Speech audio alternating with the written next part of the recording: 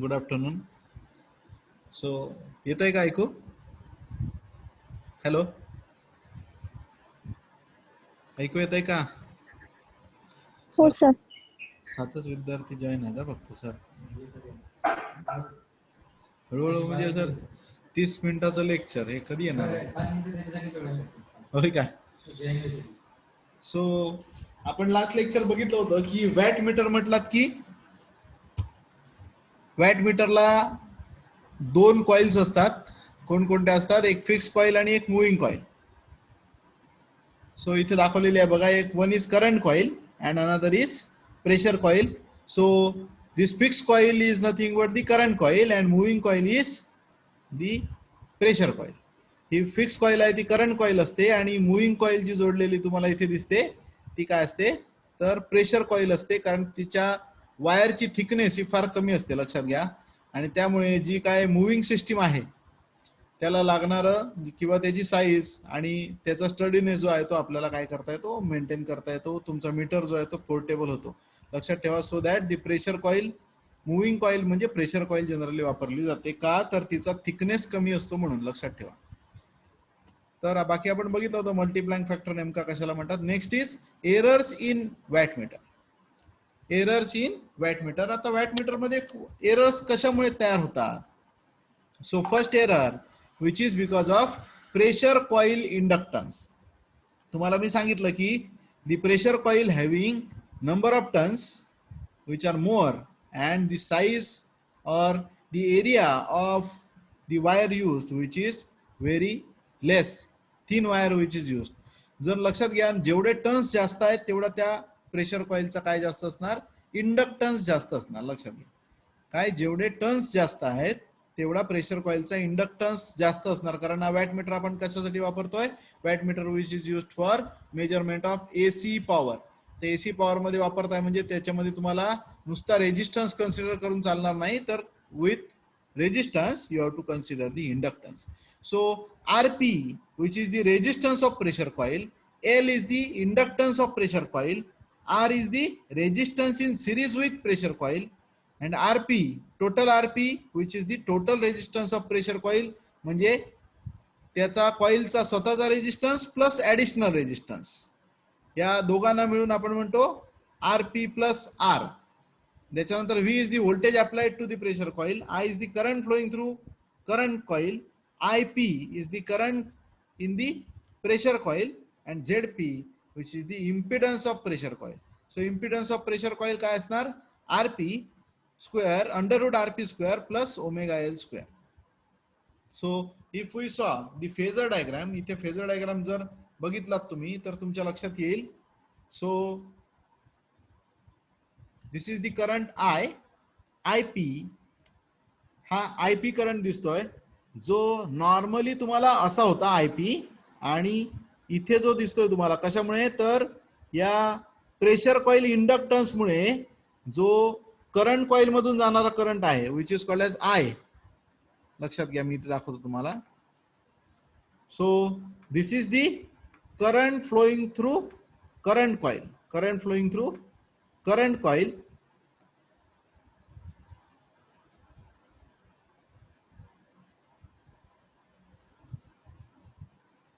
So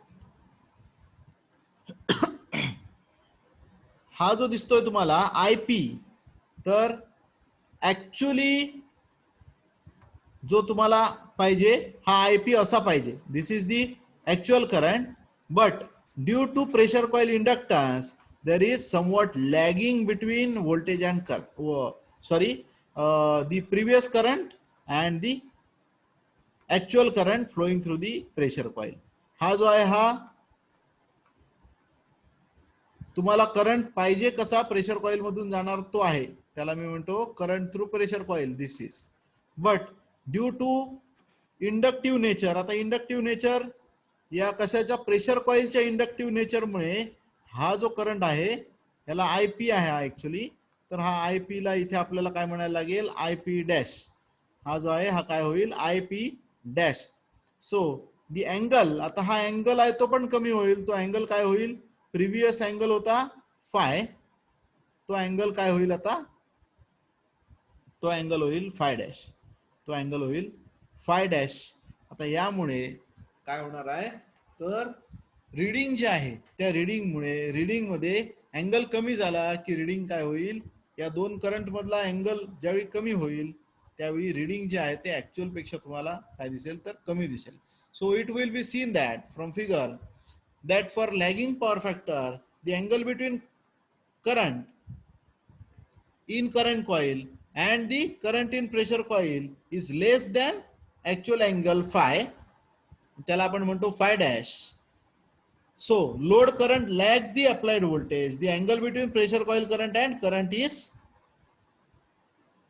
so what happened, हा जो original angle होता हा फाय अँगल होता, जो ह्या इंडक्टन्समुळे, प्रेशर कॉइलच्या इंडक्टन्समुळे अँगल जो आहे तो काय दिसतोय तुम्हाला इथे कमी झालेला दिसतोय. So it becomes five dash from five, जो ओरिजिनल अँगल होता त्यापेक्षा कमी झाला अँगल, त्यामुळे जे ऍक्च्युअल तुम्हाला रिडिंग दाखवलं पाहिजे त्या रिडिंग मध्ये काय मिळेल, तुम्हाला डिफरन्स मिळेल. लक्षात घ्या.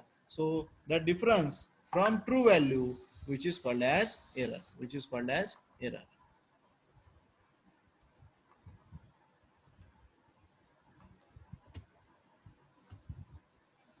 So it was implied in discussion of the idealized wattmeter that the current in pressure coil is in phase with the applied voltage.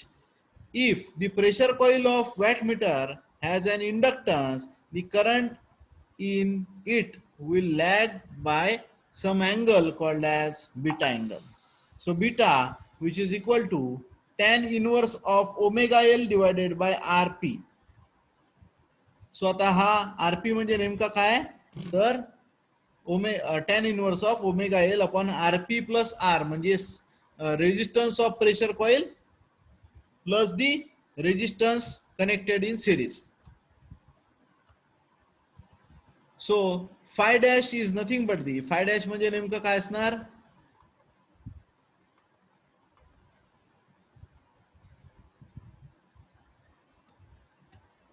Just a minute, next slide आली. हा फाय डॅश म्हणजे काय असणार, phi dash is nothing but the phi minus beta, phi minus beta. So this is the एरर्ड angle, हा angle जो आहे तो error angle आहे. Actually the wattmeter reading should be IP into I divided by K into cos phi dash into DM divided by DQ. हा झाला formula actual reading साठी. पण तुम्हाला इथे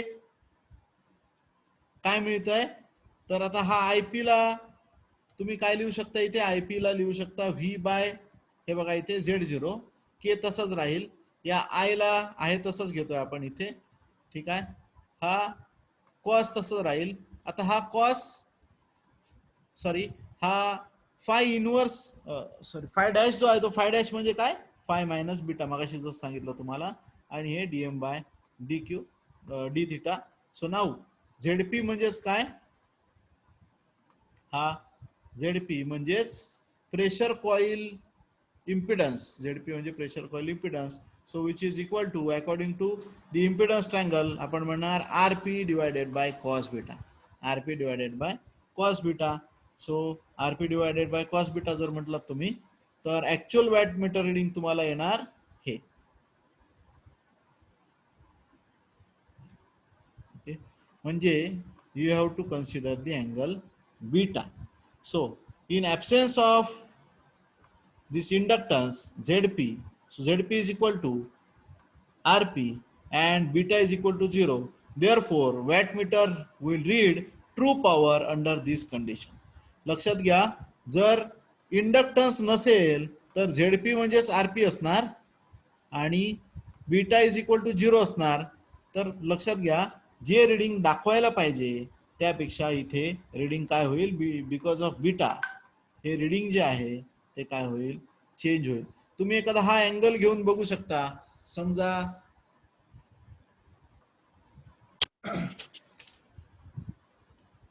असं पकडा, कॉस फाय, तो फाय अँगल हा समजूया आपण 90 आहे, तर कॉस 90 किती असतं, कॉस 90 इज इक्वल टू, किंवा आपण कॉस 45 म्हणूया. कॉस 45 असतं 0.70 समजूया. ठीक आहे. आणि त्याच्यामध्ये बीटा अँगल आला तर बीटा अँगल समजूया 15 डिग्रीचा आहे. तर कॉस 30 किती येणार? 0.86. म्हणजे ऍक्च्युली जे रिडिंग पाहिजे त्यापेक्षा मगाशी जसं तुम्हाला मी सांगितलं त्यापेक्षा तुम्हाला काय मिळणार? रिडिंग जो आहे तो डिफरन्स मिळणार. रिडिंग जे आहे ते जास्त मिळणार. लक्षात घ्या. म्हणून तुम्हाला काय करावं लागेल, तर जो अँगल आहे हा बीटा अँगल, या बीटा अँगलला 0 ठेवावं लागेल. आणि बीटा अँगलला 0 ठेवणं म्हणजेच काय, तर या कॉइलचा इंडक्टन्स जो आहे तो तुम्हाला कमीत कमी ठेवावा लागेल. सो म्हणजेच ही एरर जी आहे ती तुम्हाला एरर काय मिळेल? 0 मिळेल. सो नेक्स्ट इज, बघा, it is clear from above expression that in the absence of inductance the wattmeter reads correctly at all power factors and frequencies. So ratio of true power divided by actual wattmeter reading. आता true power कशी लिहिणार आपण? VI cos phi divided by K RP into dm by d theta divided by actual wattmeter reading because of the pressure coil inductance. ते काय येणार? VI cos phi minus beta divided by K into RP into cos beta into dm by d theta. So त्याचा answer येईल cos phi divided by cos beta cos bracket मध्ये phi minus beta and true power which is nothing but the cos phi divided by cos beta into cos phi minus beta into actual wattmeter reading. हे झालं त्याचा correction factor. So this one is the correction factor. एक minute. हा Chavan sir बोला. हा बोला ना sir, बोला ना सर.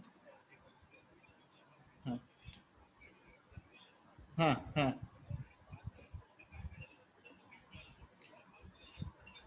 हा मग त्या डिस्क्रिपन्सी दिसली तरी सर फॉर्म कन्फर्म झालेला आहे, काय प्रॉब्लेम नाही.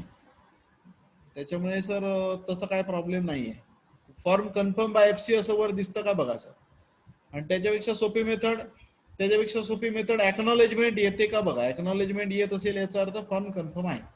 फॉर्म कन्फर्म असल्याशिवाय एक्नॉलेजमेंट कम रिसिप्ट जी आहे किंवा रिसिप्ट कम एक्नॉलेजमेंट ती येत नाही. एकदम सोपी मेथड. हा. आणि काय प्रॉब्लेम येणार नाही सर त्याचा. आणि जर पाहिजेच असेल सर तर तिला सांगा शाळेमधून तुझ्या स्टेटमेंट घेऊन ये. हा हा मग ते चालतं सर. मग ग्रीवन्स करायचं आधी, ग्रीवन्सला अपलोड करायचं. आणि ते झाल्यानंतर ग्रीवन्स त्यांच्याकडून अप्रूव्ह होऊन येतो. तो अप्रूव्ह होऊन झाल्यानंतर तुमचा फॉर्म पुन्हा ओपन होतो. फॉर्म ओपन झाल्यानंतर तुमचं डॉक्युमेंट अपलोड करायचं. म्हणजे दोनदा करावं लागणार ते. एकदा ग्रीवन्स साठी सबमिट ग्रीवन्स मधून आणि दुसरं म्हणजे अपलोड डॉक्युमेंट मधून. हो ग्रीवन्स सबमिट. Okay okay. हा असं दिसतं.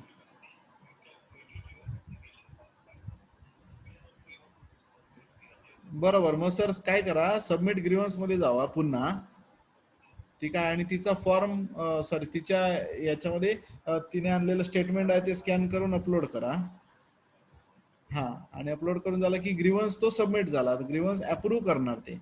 आणि ग्रीवन्स अप्रूव्ह केल्यानंतर पुन्हा लॉग इन करायचं. त्यावेळी तुमचा फॉर्म ओपन झालेला असणार संध्याकाळी वगैरे. समजा आता जर तुम्ही ग्रीवन्स केलात तर अपलोड, तेव्हा सर अपलोड डॉक्युमेंट मध्ये जा. नाही पण अप्रूव्ह झालेलं असेल तर फॉर्म कन्फर्म केलेला असताना, आता तुम्ही दोन्ही म्हणता ना फॉर्म कन्फर्म केलेला आहे. हा तसं फॉर्म कन्फर्म करता नाही, मग पुन्हा अप्रुव्हलला टाकावं लागेल तुम्हाला आता. Yes yes yes. पुन्हा अप्रुव्हलला टाकायचं. नंतर ते अप्रूव्ह होऊन आलं की पहिलं डॉक्युमेंट अपलोड करायचं आणि नंतर फॉर्म कन्फर्म करायचं. असं. हा ओके ओके. काय वाटलं तर परत करा सर. हा आहेत सर आहेत. ओके. जरा सर तुमच्याकडे ग्रुप असेल तर एकदा टाका अजून त्यांना. आजची शेवटची डेट आहे, कोण राहिलं असेल तर. येस येस चालेल. हो हो हो हो सांगा सर त्यांना. चालेल चालेल. किंवा सर आम्हाला नुसतं आयडी पासवर्ड आणि डॉक्युमेंट पाठवलीत तरी आम्ही तुम्हाला ग्रीव्हन्स क्लिअर करून देऊ. मला सांगा. ठीक आहे. Okay okay okay sir. हां हां. मग आता याचं कंपेन्सेशन कसं करायचं? So compensation for inductance of pressure coil. आता हा इंडक्टन्सला कंपेन्सेटिंग साठी काय वापरतो आपण? कॅपॅसिटन्स वापरतो किंवा रेजिस्टन्स त्याच्यामध्ये ऍड करतो सर्किटच्या सिरीजमध्ये. पॅरलल मध्ये कॅपॅसिटर वापरतो. तर याप्रमाणे इथे तुम्हाला सर्किट दिसतंय बघा. प्रेशर कॉईल इंडक्टन्स जो आहे प्लस हा आर एस इथे दिसतोय, तर त्याला हे सर्किट ऍडिशनल लावलेलं आहे to minimize the what inductance of the pressure coil. So many wattmeters are compensated for errors caused by inductance of pressure coil by means of capacitance connected in parallel with the portion of multiplier as shown in figure. म्हणजे pressure coil तुमच्या लक्षात आलं असेल, error due to pressure coil जे आहे त्याच्यामुळे काय होत आहे, तर या दोन मॅग्नेटिक फील्ड, म्हणजे एक म्हणजे magnetic field due to current आणि दुसरं म्हणजे मॅग्नेटिक फील्ड ड्यू टू म्हणजे व्होल्टेज किंवा प्रेशर कॉईल, या दोघांच्या अँगल मध्ये डिफरन्स मिळतो आणि तो अँगल मधला जो डिफरन्स लॅगिंग येतं त्यामुळे तुमच्या रिडिंगवर इफेक्ट होतो. मग ते होऊ नये तर आपण काय करतो, याचा इफेक्ट जो आहे तो कमी करण्यासाठी, कशाचा, तर वॅटमीटरच्या ह्या प्रेशर कॉईल इंडक्टन्सचा इफेक्ट कमी करायचा असेल तर आपल्याला काय करावं लागणार, आपल्याला याच्या पॅरलल कॅपॅसिटन्स लावावं लागेल. या सिरीज रेजिस्टन्सचा काही पार्ट घेऊन त्याला पॅरलल लावावं लागेल कॅपॅसिटर, सो दॅट जो काय तुमचा अँगल मगाशी 5 to 5 डॅश होत होता तो त्याला पुन्हा तुम्ही 5च्या जवळ आणू शकता. Okay, so you can approach किंवा you can reach towards the true value of the power. So another problem is pressure coil capacitance.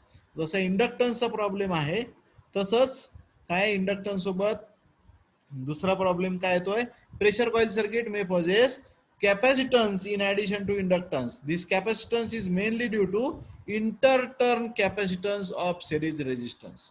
Inter-turn म्हणजे एक जो असा सर्क्युलर हे फिरवतात वायर एकदा, तर असे अनेक वेळा ती सर्क्युलर फिरवली आपण वायर, तर प्रत्येक वायरच्या अक्रॉसचं व्होल्टेज लेवल वेगळी असते, तुम्हाला माहिती आहे. कारण हे आता प्रत्येक टर्न्स म्हणजे एक मोठी वायर आहे आणि त्याचा जर पार्टचा विचार केला तर ती प्रत्येक वायर मधला प्रत्येक पार्ट सिरीज मध्ये जोडलेला आहे. त्यांच्यामुळे त्यांच्या अक्रॉसचं व्होल्टेज वेगवेगळं आहे, व्होल्टेज ड्रॉप वेगवेगळा आहे आणि अशा कंडिशन मध्ये काय होणार, जर व्होल्टेज ड्रॉप वेगवेगळा असेल तर त्यांच्या अक्रॉस कॅपॅसिटन्स तयार होणार. The effect of capacitance is opposite to that the produced by inductance and therefore the wattmeter reads high on lagging power factor of the load. लक्षात आलं. तर लॅगिंग पॉवर फॅक्टरला वॅटमीटर हा हायर मेजर करतो.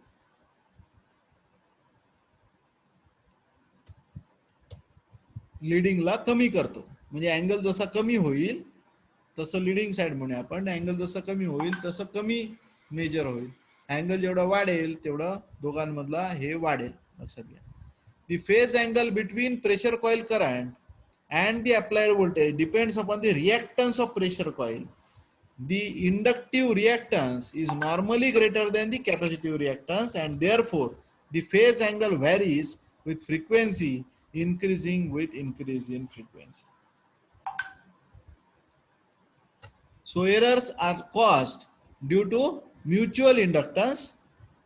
आता आपण बघितलं पहिलं error due to pressure coil inductance, नंतर बघितली आपण error due to pressure coil capacitance, आता आपण बघतोय error due to mutual inductance effect. आता म्युच्युअल इंडक्टन्स म्हणजे कोणामधला mutual inductance, the mutual inductance between current coil and pressure coil. Current coil आणि प्रेशर कॉईल या दोघांमधला म्युच्युअल इंडक्शन. कारण एका कॉईल मधून जेव्हा करंट जातोय तयार तेव्हा ती सेल्फ इंडक्शन पण करणार, म्हणजे तिने तयार केलेल्या करंटमुळे जे मॅग्नेटिक फील्ड तयार झालेलं आहे ते मॅग्नेटिक फील्ड त्या कॉईलच्या म्हणजे कॉईलला स्वतःला पण कट करणार आणि त्याच्या इन्फ्लुएन्स मधल्या दुसऱ्या कॉईलला. म्हणजे इथे म्युच्युअल इंडक्टन्स जे ते दोन प्रकारचे आपल्याला विचारात घ्यावे लागतील. The mutual inductance because of pressure coil and mutual inductance because of current coil. कारण दोघांनाही आपण सप्लाय दिलेला आहे, लक्षात घ्या.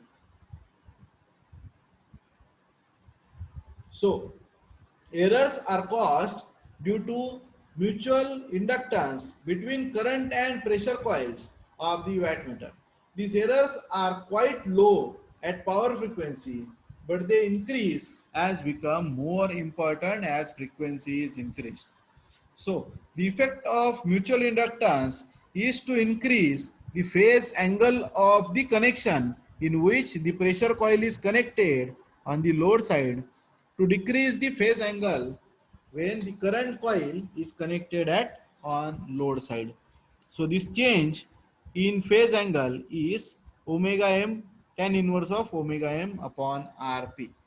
लक्षात घ्या, म्युच्युअल इंडक्टन्सचा जो इफेक्ट आहे तो तुम्हाला काय करायचा आहे, कमी करायचा असेल जर, तर काय करावं लागतं, पुन्हा एकदा वाचतो बघा. The effect of mutual inductance is to increase the phase angle for the connection in which the pressure coil is connected on the load side, and to decrease the phase angle when the current coil is connected on the load side. म्हणजे काय करावं लागेल तुम्हाला, हा जो effect आहे तो कधी वाढतो, तर प्रेशर कॉइल जेव्हा लोड साइडला कनेक्ट केलेली असते तेव्हा हा इफेक्ट वाढतो.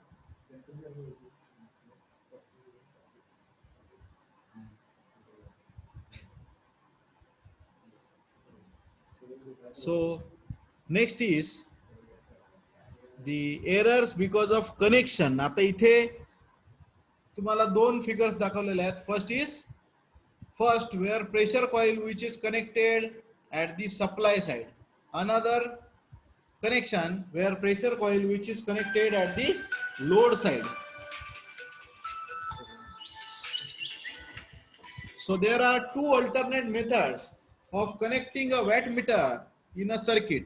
आता इथे दोन मेथड तुम्हाला दिसत आहेत. पुन्हा एकदा मी सांगतो बघा, एनोटेट करून दाखवतो, म्हणजे तुमच्या लक्षात येईल. ही प्रेशर कॉइल कुठे जोडलेली आहे बघा, सप्लाय साइडला जोडलेली आहे. इथे या पॉइंटला काय म्हटलं जातं, एम. या लोड साइडचा जो इथला पॉइंट असतो याला म्हटलं जातं एल. या पॉइंटला म्हटलं जातं सी, आणि या पॉइंटला म्हटलं जातं, या पॉइंटला व्ही, या पॉइंटला म्हटलं जातं V. So M L C V अशी चार कनेक्शन असतात. त्यातली एम एल ही कनेक्शन करंट कॉइलची असतात, आणि सी व्ही ही कनेक्शन प्रेशर कॉइलची असतात, लक्षात घ्या.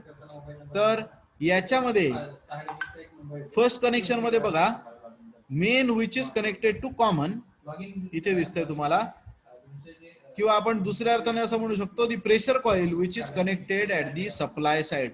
सप्लाय साइडला इथे प्रेशर कॉइल कनेक्ट केलेली दिसते. इथे कुठे कनेक्ट केले बघा, सेकंड कनेक्शन मध्ये, the supply coil which is connected at the load side. तर ह्या दोन्ही कनेक्शन ही कधी कधी वापरायची आपण, ते मी तुम्हाला सांगतो. So there are two alternate methods of connecting a wattmeter in circuit. So in connection 1 or figure 1, the pressure coil is connected on the supply side, and therefore the voltage applied to the pressure coil is the voltage across the load, and the plus the voltage drop across current coil. म्हणजे current कॉइलच्या across जो काय voltage drop होतोय या current कॉइलच्या across, thus wattmeter measures the power loss in current coil. जर हा large current असेल, लक्षात घ्या, लोड जर लार्ज करंट घेत असेल, हायर करंट घेत असेल, तर या कनेक्शन मधला हा व्होल्टेज ड्रॉप जो आहे तो हायर असेल. कुठचा voltage drop, the voltage drop across current coil.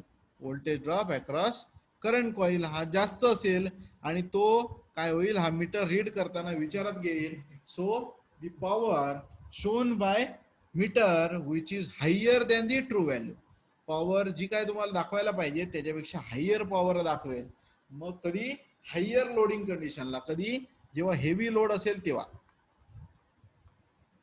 माझं ते ह्याच्यासारखं झालंय का सर, कोणतो तो सर, तो पृथ्वीवाला कोणतो, फ्लावरच चालतंय.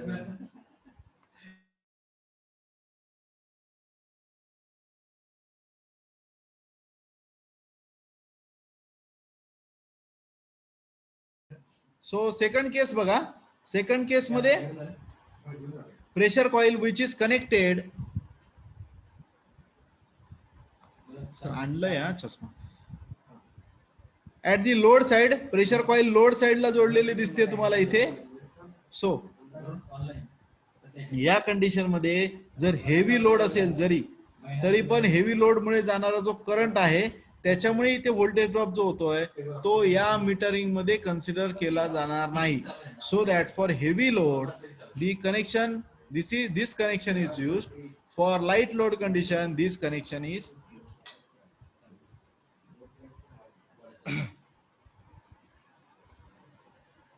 काय सर गावाकडे पण वाढतात काय?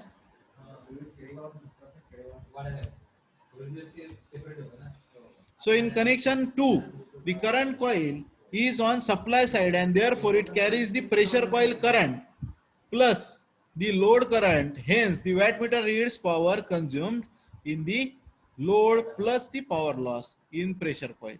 म्हणजे तुम्हाला काय करावं लागेल, हे कनेक्शन जे आहे जेव्हा लेस लोड असेल तेव्हा कनेक्शन 1 वापरावं लागेल, जेव्हा हायर लोड असेल तेव्हा कनेक्शन 2 वापरावं लागेल. If the load current is small, the voltage drop in current coil is small, and so the connection 1 of figure 1 introduces very small error. On the other hand, if the load current is large, the value of pressure coil current is very small, so the second connection which is preferable. So next, compensation of error due to connection. The power taken by pressure coil circuit is constant if the voltage is constant and becomes a smaller percentage as a total as a larger amount of power is measured. However, in cases where the load current is large and the power factor is small, connection B or figure B may result in the large error since the total power measured is small. Hence, the wattmeter which are designed for low power factor measurements having a compensating coil.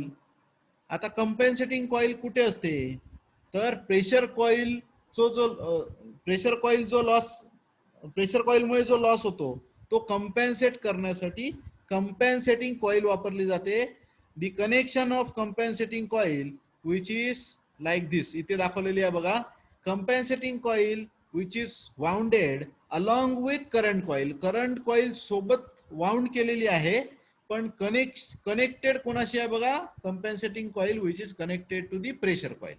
म्हणजे electrically ही coil pressure कॉइलच्या connection मध्ये आहे पण ही wound कोणासोबत केलेली आहे, तर करंट कॉइल सोबत वाउंड केलेली आहे. म्हणजे जेव्हा काय होईल, हा करंट जो आहे, करंट कॉइल मधला करंट जो आहे त्याला अपोजिट डायरेक्शनने एक मॅग्नेटिक फील्ड तयार होतं आणि त्यामुळे जी एरर जी आहे ती मिनिमाइज होते. तर हे या कंपेन्सेटिंग कॉइलचं काम आहे, लक्षात घ्या. So that the direction of winding which is also important in case of compensating coil. Compensating coil मधून जाणारा करंट हा मेन करंटच्या कायम अपोजिट असणार, लक्षात घ्या. आणि त्याचमुळे या दोघांनी केलेलं फील्ड, तयार केलेलं फील्ड आहे म्हणजे एररियस फील्ड जे आहे मॅग्नेटिक फील्ड, ते काय होणार, कंपेन्सेट होणार.